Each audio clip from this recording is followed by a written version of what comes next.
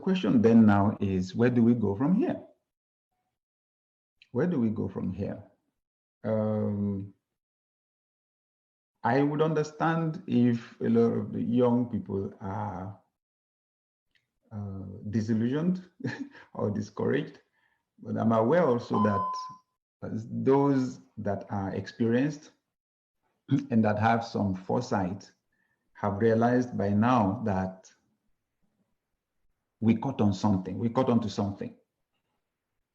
I say this always, that when you look at the ocean, you know, nature teaches you a lot. When you look at the ocean lets you know that you cannot create waves. Those massive waves in the ocean, you can create them. But what you can learn to do is to surf them. So you have those opportunities that come in life. You can't create them, but you can ride them. The young generation of Nigerians right now has such a powerful opportunity. A powerful opportunity. It's a wave. I know a lot of people joined the protest because it was the right thing to do. The cause was just, but when you touch on the issue of police brutality, then you realize, oh, it's deeper than you think. The police is actually a mini Nigeria. It's whatever is wrong with the country, you meet it right there. So then we have to dig in, because the videos began to come out about the recruitment, the training of the police officers, their welfare, and then we saw something was seriously wrong there. And I'm glad I was included in the demands for government. So where do we go from here? The first thing I like to say is we need to move from protesting to nation building. We need to move from protesting to nation building. See, the protest was like the takeoff of an aircraft.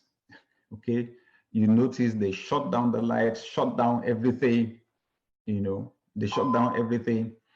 And the aircraft uses all the power it can get to lift off the ground. Now, amazingly, they tell me that the wind it is better for the wind to be contrary to the plane, for the plane to be able to take off. They tell me that the stronger that opposing wind is, the shorter the taxi. The plane doesn't need to go too far before it noses up. I like that. You know, sometimes we don't like opposition, but opposition really helps.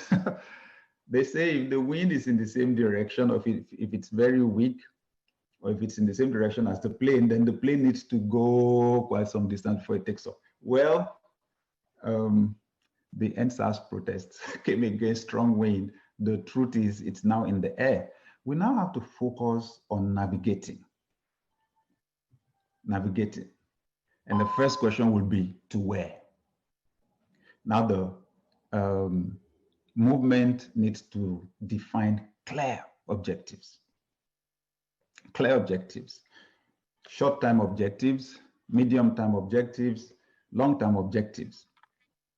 These are some ideas I actually have in mind to also to put out today. Short-term objectives, EndSARS. SARS has been proscribed. Good, we have the 545. We've got to continue to chase government and hold government down to fulfilling the 545 demands. I'm glad the Judicial Panel for Lagos is running. Other states have theirs, you know, that they're setting up right now. We need to, you know, follow up on them and make sure they work. Medium term, influence the political process. You are not going to change Nigeria until you change the politics of Nigeria. You know that you need to change the policies, but you're not going to change the policies until you change the politics. Okay, there's an electoral reform bill right now at the Senate. The truth, of course, is if you're not there when the rules are being made, you lost already. That's why it's important we jump in now, get the legal minds to help us look through the electoral reform bill, just to make sure that young people are not disenfranchised, that the process is simplified. Process first of registering to vote and getting your card, your voter's card. It's got to be simplified. Leveraging technology and all that, very, very important, okay? That would be my strong recommendation, the electoral reforms, so that our influence can count in 2023 and beyond. If we get that right, then of course, we need to get involved in the process. Get involved in the process.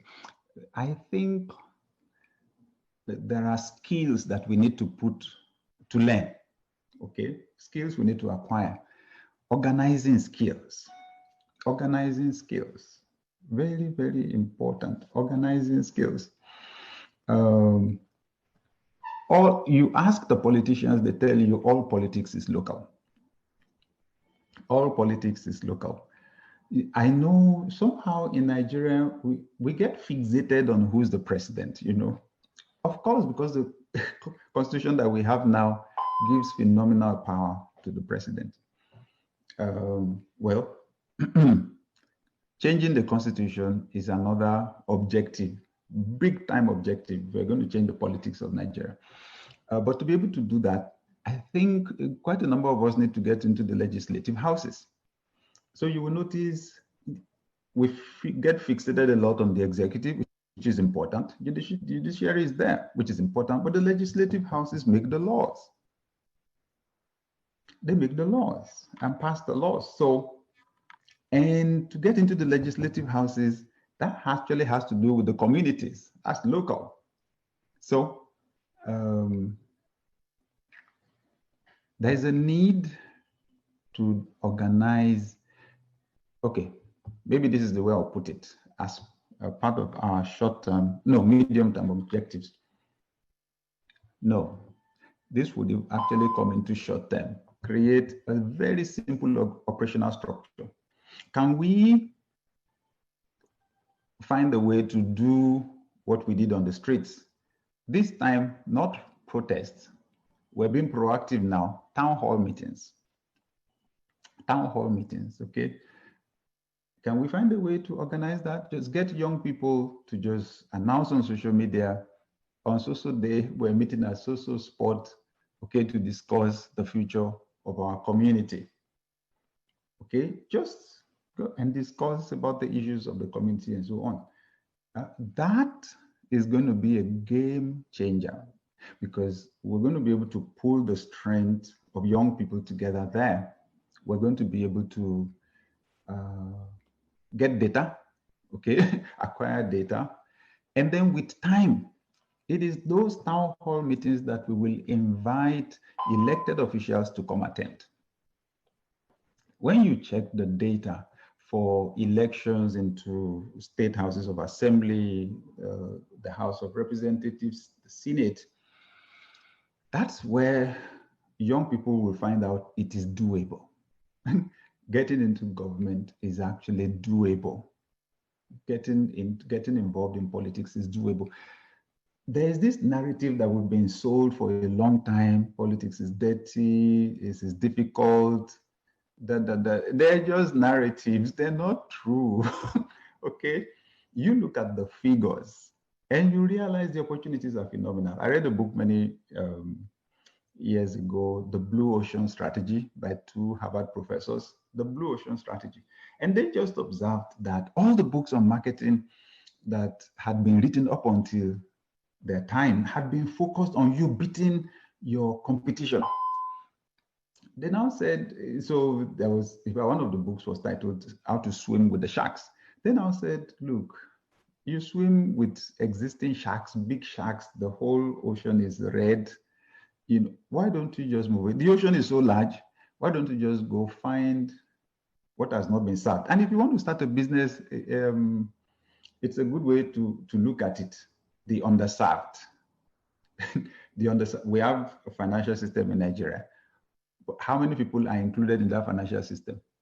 So you have people that are not being served yet. So when you are starting like that, something new, you look for the underserved. I'm telling you, when you look at the younger population, you have loads of people that have not been voting before. Loads of people. Can you imagine how many people are turning 18 between now and 2023? It's a large number of people. So our strategies need to move in that direction anyway. So.